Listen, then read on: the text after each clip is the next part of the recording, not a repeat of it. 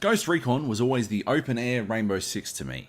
Rainbow Six was all careful planning through tight corridors and instant death, while Ghost Recon took me outdoors and had me navigating wider corridors by the seat of my pants, although instant death still lurked around every corner.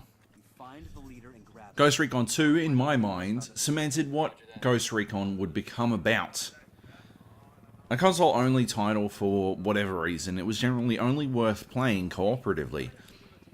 Stealth games in co-op are invariably broken because most AI can't handle multiple alert instances. That's why I complain about it in, say, Sniper Elite 3, but it was never a deal breaker for me.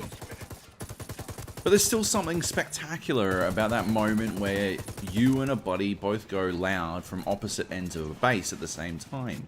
The spin of AI as it attempts to aggro two targets at once is probably the closest thing we'll ever see to fear from an AI. Well, the Black Mirror watcher in me hopes so anyway.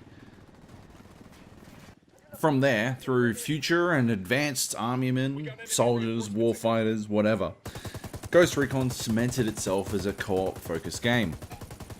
For a time, even Rainbow Six succumbed, with the Vegas game submitting to the dominant strain of the Tom Clancy games. Before, of course, the Patient Zero of the series found its form once more in tight corridors and immediate death with Rainbow Six Siege. With this in mind, Wildlands is the sort of game I'll only play in co-op, but I can't wait to play the crap out of it in co-op. I played it for about an hour in single player and I wasn't bored, but I felt like I was just going through the motions. Wildlands gives you this massive, overwhelming even, playground to cavort about in. And in single player it teams you with vaguely competent AI to accomplish it. They seem to do that thing AI in games often does. They'll kill the enemies that pose a threat to you, but they won't kill everyone in sight, allowing you, the player, to do the bulk of the heavy lifting to feel like the hero. They chatter, they make jokes, they teleport to you when you leave them behind. They're solid AI companions, only present to make your life easier, not harder. And that's the funny thing about co-op.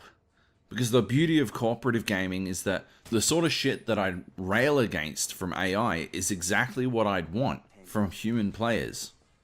Because the 90 minutes of co-op I played in Ghost Recon Wildlands, and a lifetime of experience trying to work with other people in other circumstances, has shown me that generally, humans exist to make your life harder, not easier.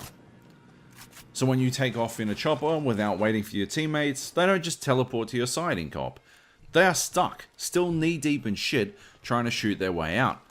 They're not carefully keeping you alive while allowing you to get heroic kills. They're desperately trying to gunfight their way out of situations they regret getting into, and you're somewhere else, cackling as you get away unharmed.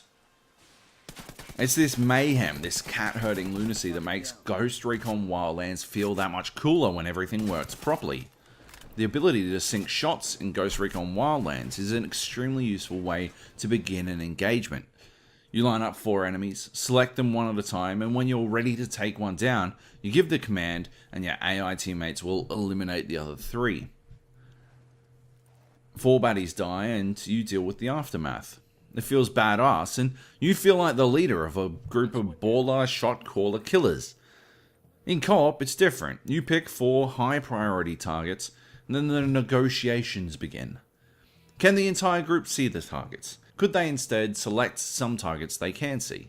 Could they move into a position where they can take down these targets? It's all mildly frustrating, and you make a mental note that you'll punish them later by blowing up a car they're driving. But it resolves itself eventually and you take your shots.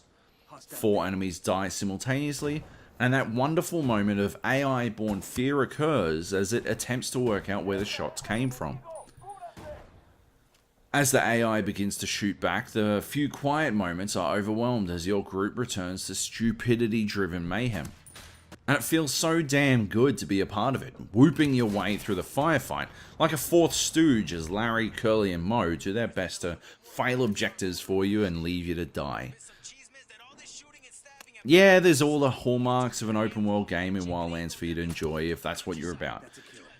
It has a frankly astonishing amount of customization options for players who want to hunt down new guns or gun attachments or whatever. Missions to keep you on the move, elite cartel operatives who act like the Wildlands police force that you can aggravate and then outrun for ages.